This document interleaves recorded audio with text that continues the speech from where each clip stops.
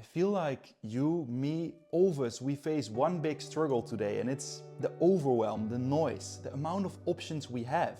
I open my phone and boom, unlimited videos, unlimited ads, unlimited things to buy, unlimited insights into other people's lives and what they are doing. And therefore, it becomes complicated what I have to do myself, because I can do so much. And today I would like to look at how Marcus Aurelius, in my opinion, one of the greatest thinkers to ever walk this planet, what he would do. So I'll base it on some of his original meditations that he wrote in the ancient realms of Rome, and then see what they would mean and how they would apply to the life we live today. I'm super excited, I really like philosophy. And let's start with meditation number 1, in which Marcus says, guard your mind like it's a fortress. And he states, you have power over your mind, not outside events. Realize this and you will find strength. It's meditation number 3 in book number 4 that he wrote, and I think there is a few things to be said here. First of all, don't outsource your attention. I think the minute we start scrolling, whether it's TikTok, Instagram, Shorts, Reels, whatever, we basically outsource our attention. So we give someone else the power and we make someone else in charge of what we consume. And Marcus would want to take this power himself. He would want to choose. He would want to be intentional about what he consumes. So therefore, I think Marcus would be very specific and clear on who he follows, what content that leads to, if he would even have these apps in the first place, and then consume only what he deems helpful. And the minute it doesn't become helpful, I think he would exclude it from his feed. So he wouldn't be a victim of algorithms, but he would take the responsibility. On top of that, I think Marcus wouldn't just go on social media to escape his reality. He would choose what is the role that social media has in my life. He would take accountability, because at the end of the day, is it TikTok, Instagram, YouTube that's making you scroll, or is it you who chooses to start scrolling? I know these apps are super smart and the algorithms are like super addicting, but at the end of the day, it's still us as individuals who choose to install these apps, who choose to spend time on here. So I think Marcus would be very careful with this. So to conclude, I think the Stoics would just make the digital landscape a lot more simple and a lot more helpful and uplifting by taking charge of their own behavior. Let's look at meditation number 2, where Marcus says, strip away the unessential, in which he states, if you seek tranquility, do less. Do what's essential, which brings double the satisfaction. Do less, but do it better. And I think here's where we can put the danger of today's world into our strength. Because there's so much to do, right? You can do 1,000 times at the same time.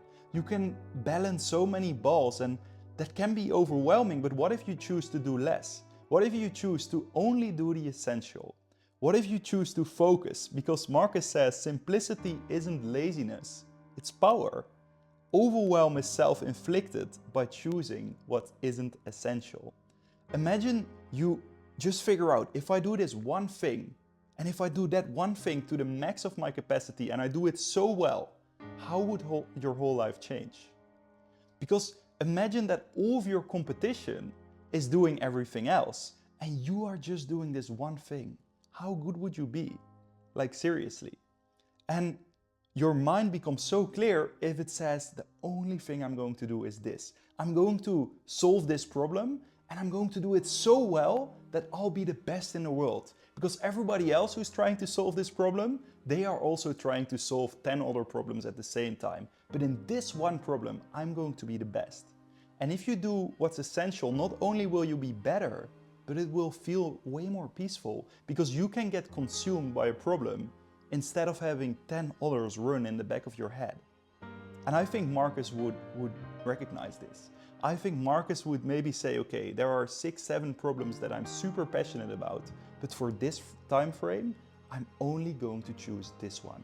And I'm going to knock it out of the park. I'm going to solve it, and I'm going to solve my life for this problem.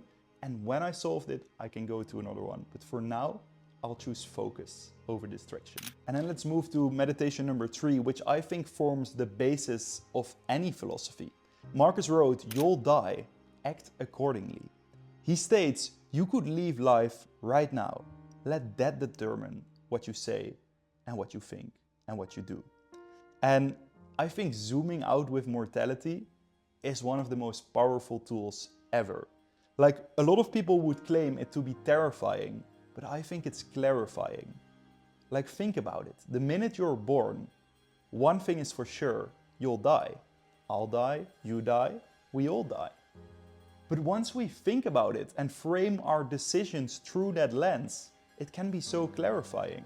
Because imagine you'll die. Like, what do you want people to say? I know all of these are cliche, but think about it. Seriously, the choice you're facing today, it might be a career choice. It might be a relationship choice.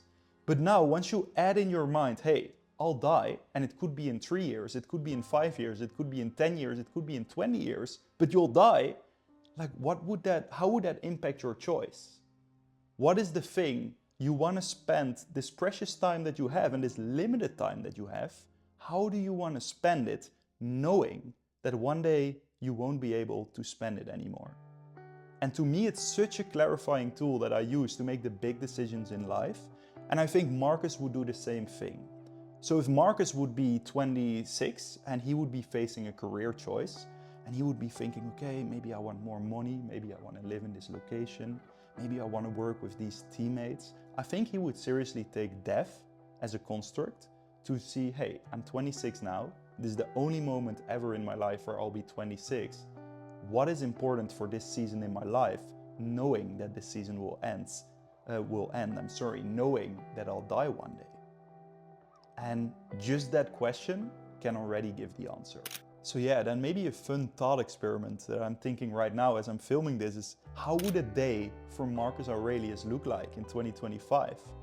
And of course I can't predict what he would have done, I don't know the guy personally, but I think I can predict what are some things that he would definitely not do. And if you do these things, I would really reconsider whether you want to still do them in the future or stop doing them. I definitely think Marcus would wake up and make sure to form his own thoughts before anything else can. Because nowadays we wake up, we take our phone, we see the news, we see social media, and your brain can be distracted from that moment for the whole day. I think Marcus would start his day, take a breath, brush his teeth, and think for himself, what do I want this day to be about? How do I want to show up today? What would today make a great day? And then base your thoughts on agency and independence instead of letting it be influenced from the first second onward. I think another thing he would do is when he's having a conversation with people, he would turn offline. When he would be eating, he would turn offline. Because it's so easy to eat and watch a YouTube video. It's so easy to talk and at the same time read my incoming notification for a WhatsApp message. But this all kind of blurs the mind, right? Because if I'm listening to my mom, I want to be 100% present. If I'm listening to a client I have, I want to be 100% present. If I eat, I think that's a nice moment for my mind to calm down or to drift off. So I think Marcus would really install clear rules with digital behavior. And last but not least, I think Marcus would have a rule that his to-do list can only have one item on there. So one item per day. If I do this thing today, if I solve this problem today, it would be a successful day. And not 20 like answer Sally on Slack and respond to Michael on Zoom and then do groceries and then do this and then do this. And of course it might be a luxury position, but I think he would center it around one problem. If I solve this, it would be a successful day. And make it that simple. Yeah, I really like thinking about this. What would great philosophers do in today's world's problems? I mean, I could do an episode on Marcus, Plato, Nietzsche, all of them. And maybe I'll make this into a series. Let's see. For now, I want to thank you for your time. I hope it was helpful and make sure to take some time offline as well today. See you soon. My name is Freek. Ciao, ciao.